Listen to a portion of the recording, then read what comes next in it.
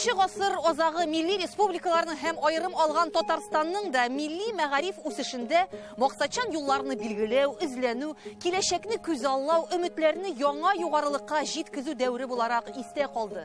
Нәкъ шул бәрәкәтле заманнарда халыкларның киләчәген билгеләүче рәсми документларның иң әһәмиятлеләре арасында татар мәгарифе үсеше концепциясе була. 1991 елда 20дән артык проект арасыннан татар мәгърифәтчесе, галим, Кылшариф исемендәге Татар милли университеты идеясе белән чыгучы Татар фәннәр академиясенең гаилә һәм демография үзәген оештыручысы Илдус Әмирханов тарафыннан әзерләнгән концепция иң яхшысы дип табыла.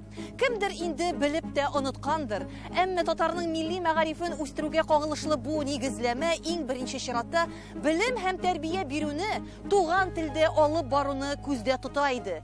Һәм туган телләрнең үсешен дөнья цивилизациясе дәрәҗәсенә күтәреп, Татарстанда гына түгел, Россия күләмендә торгызуны максат итеп куйган иде.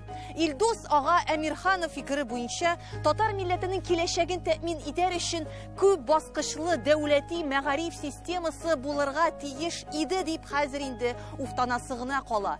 Әлбәттә, бу өлкәдә күпме көч куйган безнең галимнәребезнең өмет хыяллары тулы күләмдә тормышка ашмаса да, без бер сугда бөгелгән кара калай түгел. Шул концепцияга керергә өлгергән кайбер фикерләр әле дә хикмәт белән сүзне чыгара бара. Сирдәшләр, фикердәшләр, классташлар, хәтта партадашлар, ике дус кыз Илүсә белән Камилә кичкенәдән ике төймә бер җиптә. Дуслык ашта беленми, дуслык эштә беленә диләр. Бергә эшләп, бергә укып, гыйлем истәп, бу бердәмлекнең карашларында, гамәлләрендә, хисләрендә булган уртаклыкның файдасына да ирешкәннәр бит. Әй, Илүсә белән Камилә быел икесе дә татар теленнән илебез күләмендә уздырылган, федераль дәрәҗәгә ия булган Олимпиадада җиңеп кайтканнар. Дәрестән соң икебез калып, әзерләнү күпкә җиңелрәк, чөнки син янда дус кеше бар икән, син аңлыйсың, сиңа күпкә җиңелрәк. Шуңа күрә минемчә быелны миңа җиңелрәк булды. Бәлки күчерергә дә мөмкинлек булмадымы бер-беребездән? Күчерергә мөмкинлек юк, чөнки айрым-айрым утырабыз, анда урын калдырырга кирәк үзебезнең арабызда. Ләкин Олимпиададан чыккач сөйләшергә мөмкин, җавапларны тикшереп карарга мөмкин. Аның да урын алган белгәч, минем күңелгә дә рәхәт, аңа да рәхәт. Шундый күп кеше арасында үзеңнең икенче урынга лаек булуың зур куаныч булдымы? Әти-әниләрең нәрсә әйтте? Туганнарың, дусларың кутладылармы? Алар да минем өчен куандылар, горурландылар. Быел катнашсаң, әгәр дә катнашырга теләгең булса, нәрсәгә игътибар итәчәксең? Үземнең фикерләремне биткә төшерергә күбрәк игътибар бирергә кирәк, һәм пунктуация, хәреф хаталарында аларга да игътибар бирергә кирәк. Алар киләчәккә зур планнар белән янып яши. Бу кызларның алда әле 2 уку елы бар. Акыл яшьтә түгел, акыл башта диләр. Илүсәдә логик фикерләү көчле булса, Камиләдә иҗадилык өстенлек итә. Мәктәп елларын заяга уздырмыйча, тырышып укырга, яхшы билгеләр алырга һәм тел гыйлеменнән булган белемнәрен тирәнәйтергә, киңәйтергә, табышканнарын килештерергә, киләчәктә халык мәгарифенә үз өлешләрен кертергә кызларның исәпләре бар. Минемчә, үз туган телемне онытырга кирәкми, аны үстерергә, башка тел кешеләренә дә өйрәтсәң бик әйбәт булыр иде. Һәм бу сиңа яңа дусларны табу гына түгел, ничектер үзеңнең дә күзаллауларыңны киңәйттеме, юкмы? Әлбәттә, минем сәяхәтем артты, мин үземә бик күп тәҗрибә тупладым. Шулай ук минемчә, олимпиадалар алар үз профессияңны күрергә дә булыша. Киләчәктә мин үз гомеремне татар теле белән бәйлисем килә. Татар телчесе буларакмы, татар укытучысы буларакмы? Бәлки филология беләндер. Киләчәктә аны киләчәк буынга тарату, аны үстерү. Арча районының Хәсән Шәйх мәктәбе районда гына түгел, Татарстан күләмендә дан тоткан уку йорты. Кечкенә сәхнә йолдызларында татар теле буенча олимпиадалар җиңүчеләрендә, төрле спорт чараларында беренчелекне алучыларны да биредә тәрбияләп үстерәләр. Үз мәктәп театры, сәнгать, спорт түгәрәкләре эшләп килә. Татар мәгарифе сәгатенең күчәренә аркылы таяк тыгып торучылар булганда да, бу уку йорты үз билгеләнешеннән татар телендә укытудан тайпылмыйча үҗәтләнеп, тырышып-тырмашып алга бара. Мәктәп тулысынча ул татар телендә укытыла торган мәктәп, саф татар телендә без дәресләр алып барабыз. Аңар карамастан, менә безнең дәүләт имтиханнарын рус телендә бирелсә дә, рус телендә бирергә мәҗбүр булсалар да дип әйтегез, шулай куелган.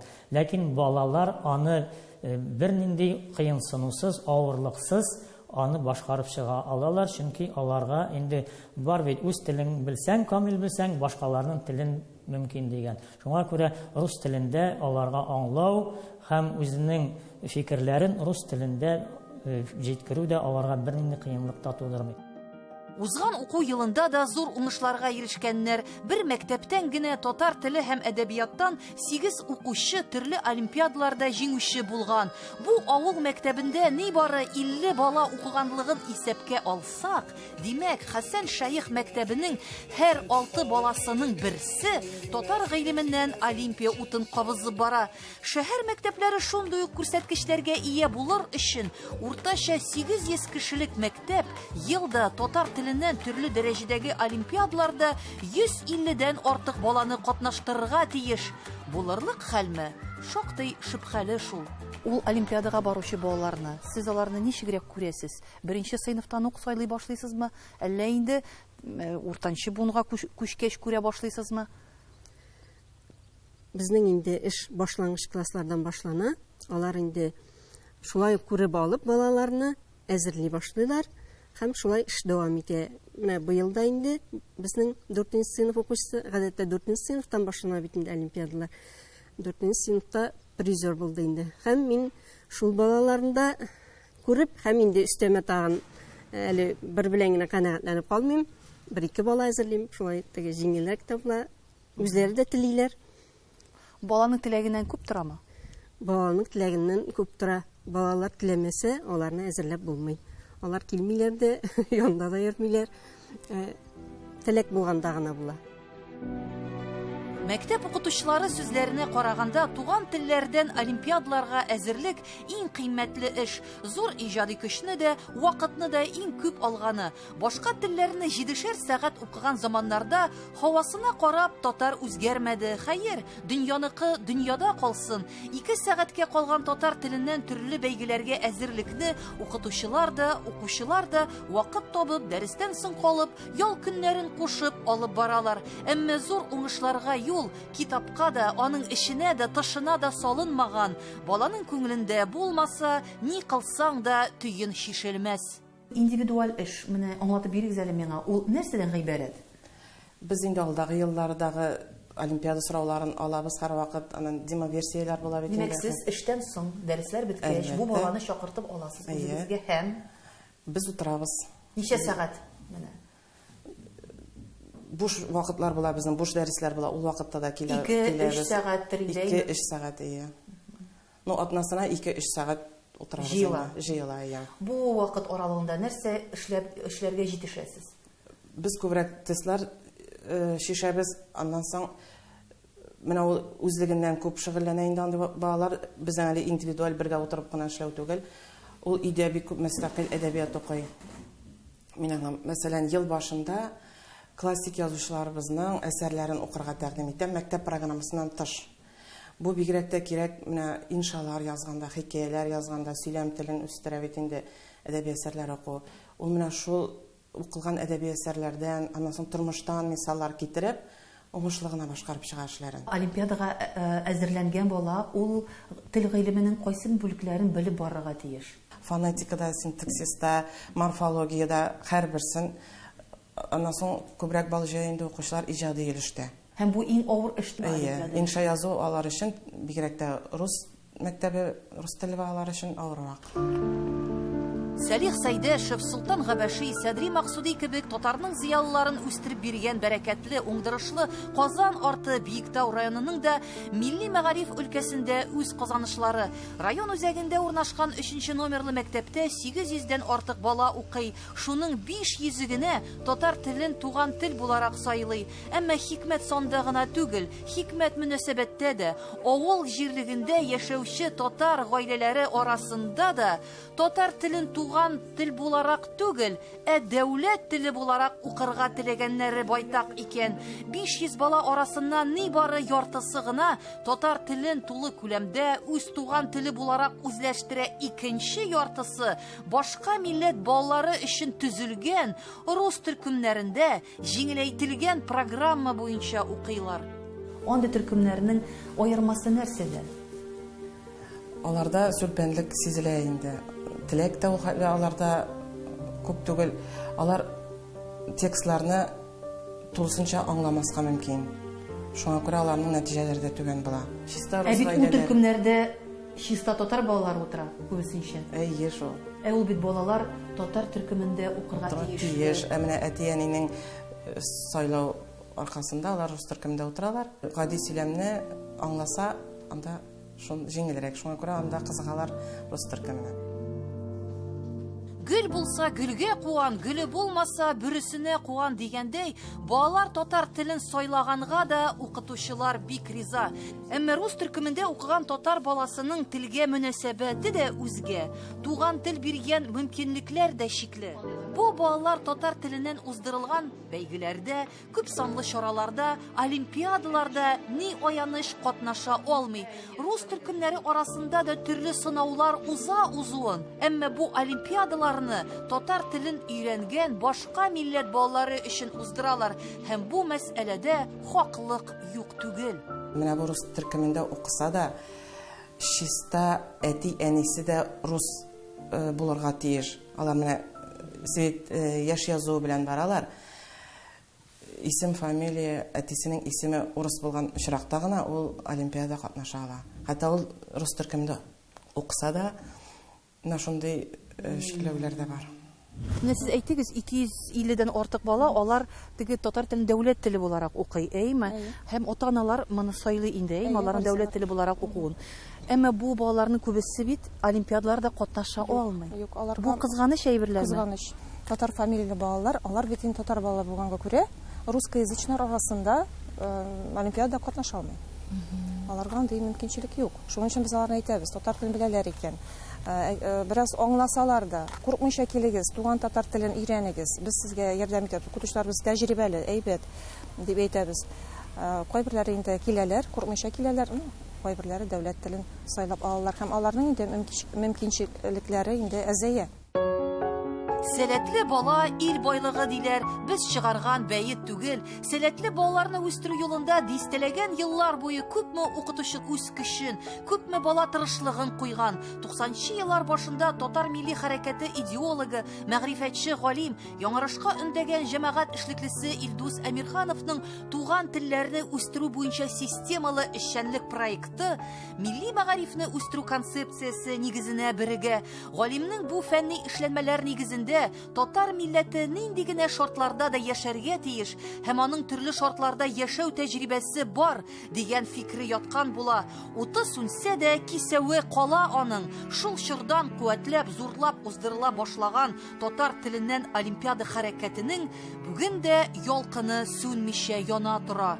Шакырылган балалар саны ел сайын арта. Менә соңгы елларда уңай динамика без күрәбез. Ни өчен арта? Чөнки бердән мәктәп этабында катнашырга теләүчеләр елдан-ел күбәя безнең. Һәм алар яхшырак эшләгәч, аларның баллары әйбәт булгач, мәсәлән, максималь балл 90 ди. Күп эшләй 60 балл эшләгәннәр күбрәк икән, яки 70 балл эшләгәннәр, димәк без аларның барысын да чакырырга тырышабыз. Соңгы елларда безнең олимпиаданың республика этабына чакыра торган менә бу система үзгәрде. Ул безнең элегрәк бара иде, һәр районнан җиңүче һәм 2 призер, мәсәлән, һәр районнан 3 кеше катнаша иде. Ул вакытта кайсыдыр районда көчле балалар күбрәк, кайсыдыр районда алар әзрәк һәм теге көчле балалар катнаша алмыйча кала иде. Шуңа күрә без хәзер балаларга карап, бер районнан ул бик күп булырга мөмкин, икенче районнан 3 генә булырга мөмкин. Мәсәлән, бар безнең Мамадыш районы, Казаннан шулай ук күп, Орша, Балташ, кемне әйтмим икән, Соба, алардан 20-дән артык, 50-дән артык балалар да катнашалар. Республика күләм. Республика күләм. Менә шушы 5 олимпиада ішінде. Һәм алар барысы да, һәм алар бик күп урыннар да алалар. Шуннан да аларда бу районнарда әзерләү югары дәрәҗәдә булгач, аларны чакырмыйча көчле балаларны калдырасы килми. Татар теленнән һәм әдәби белемнән сынау дәвре уку елы башыннан ук башланып китә. Республикада елда мәктәп кысаларында узучы сынауларда 10 меңнән артык бала катнаша икән. Бу олимпиадаларда җиңүчеләр башта муниципаль этапка узалар, аннары республика күләм көчләрен сынап карыйлар. Нәтиҗәдә баллар җыеп, җиңүчеләр, призерлар халыкара олимпиадасына аяк баса. Һәм бу бәйгеләр укучыларның көчләрен сынап карар өчен генә оештырыла торган бәйрәм түгел. Җиңү яулау, акыл туплау, баланың киләчәк юлына ак җәймә җәеп кую дигән сүз. Татар теленнән олимпиадаларда җиңү, югары уку йортларына кергәндә баланың бердәм дәүләт имтиханы нәтиҗәләренә өстәмә баллар бирә. Хәтта татар теленә бәйле булмаган юнәлешләрне сайлаган очракта да бу мөмкинчелектән бала файдаланырга мөмкин. Олимпиадалар нәрсәгә кирәк? Олимпиадалар безнең укучыларның кызыксынуын арттыра. Чөнки олимпиадада җиңгәннәр алар бүләк алалар. Олимпиадада, халыкара олимпиадада җиңгәннәр һәм республика этабында җиңгәннәр республика этабы өчен аерым, халыкара олимпиада өчен аерым, алар премия, акчалата премия алалар. Аларның күрсәткечләре белән район горурлана, бөтен җирдә аларның күрсәткечләрен күрсәтә, аларның фамилияларын, исемнәрен күрсәтә. Бу әлбәттә баланы һәм әти-әнигә дә күңелле күренеш. Һәм Мәгариф Россия Федерациясе Мәгариф министрлыгының ел сайын приказы белән, буйрыгы белән Россия Федерациясендә үткәрелә торган чаралар исемлеге раслана. Менә бу чаралар исемлегенә кергән, чараларда җиңгән алар призерлар, җиңүчеләр, алар уку йортларына кергәндә өстәмә баллар алалар. Менә безнең бу халыкара олимпиадада, татар теленнән республика олимпиадаларында барысы да менә шушы исемлеккә кертелгәннәр. Знаете, такой вот, говорят, языковой нигилизм, да, то есть вот какое-то социальное пренебрежение родным языком, и они просто не хотят, потому что им кажется, что они социально будут невостребованы. И вот как-то в головах ребят немножко переструктурировать вот эта олимпиада, она и призвана показать, что если ты знаешь свой родной язык, ты будешь востребованным в современном обществе. Мы тебя ждем в ведущих вузах страны, ты будешь нужный, востребованный профессиональный специалист. Поэтому вот эта олимпиада, она прежде всего для того, чтобы языки народов России сохранить и вот эту нашу идентичность, многообразие языков, самобытность России, ее сохранить. 3 ел элек бөтен Россия күләмендә дә туган телләрдән федераль олимпиадалар уза башлады. Бүгенге көндә 46 телдән, шул исәптән татар теленнән дә бу олимпиада үткәрелә. Бу олы эшне үз карамагына Казан федераль университеты алган була. Сынауларда 8нче класстан алып 11нче сыйныфка кадәр балалар катнашырга мөмкин. Быел татар теле буенча беренче турда Татарстан һәм башка төбәкләрдән 300дән артык бала катнашкан икән. Алар арасында 23 бала призлы урыннарга ия булган. Федераль олимпиадада җиңү туган телен белгән, өйрәнгән балага Казан федераль университетының бюджет урыннарына эләгәргә мөмкинлек бирә. Филология буенча гына түгел, педагогик юнәлеш буенча барырга теләгәннәр физика, химия, биология фәннәрен илебезнең иң мәртәбәле югары уку йортында бушлай өйрәнергә исәбе булган яшьләр бу мөмкинлектән файдалана ала бит.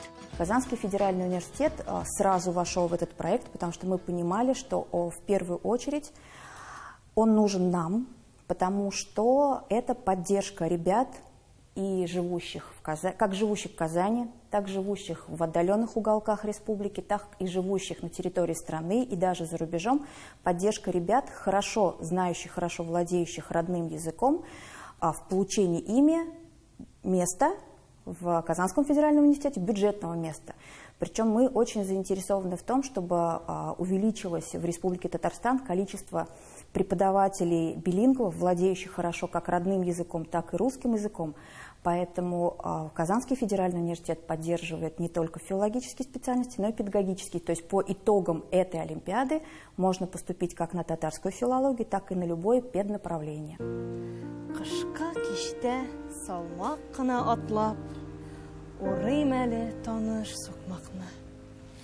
Тирә-якта нинди гаҗәп аклык, гүя көндез бар җир яп-якты.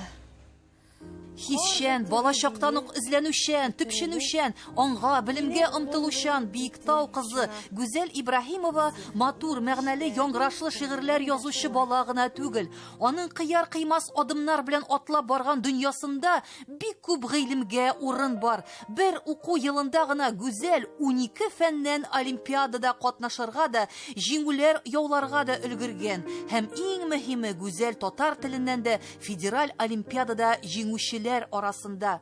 Татар теле минем тормышымда бик зур роль уйный. Әлбәттә, без инде көн сайын татарча сөйләшәбез. Гаиләдә дә һәм инде менә дусларым белән дә мин татарча сөйләшергә тырышам.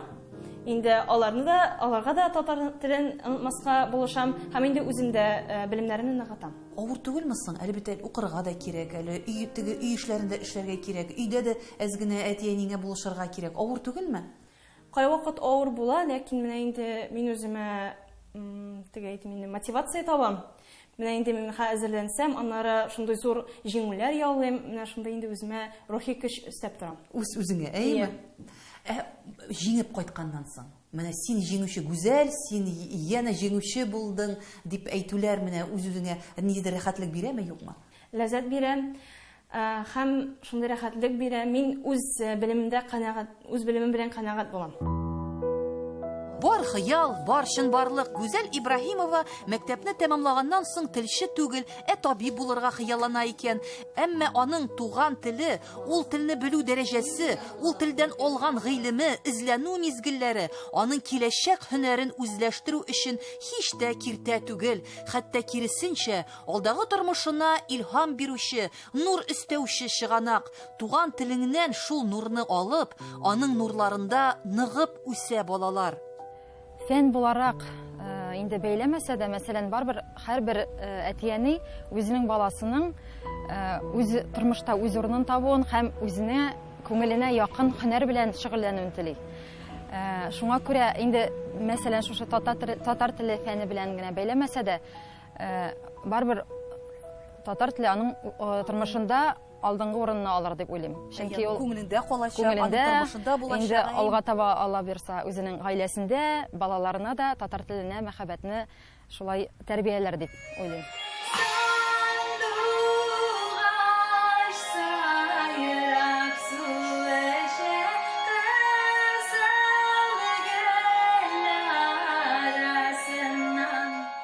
Гүзәлнең әнисе Филсинә Ибраһимова һөнәре буенча хисапчы, әмма буш вакытларында кызы кебек үк шигырьләр иҗат итәргә, җырлар язарга, сәхнәләргә чыгып, үз халкының күңелен күрергә ярата ул. Туган телнең сыйфаты җан кереп кеше сыйфатларына, халык холкына әверелә. Һәм бу халыкның кеше дәрте ничек сүнә алсын?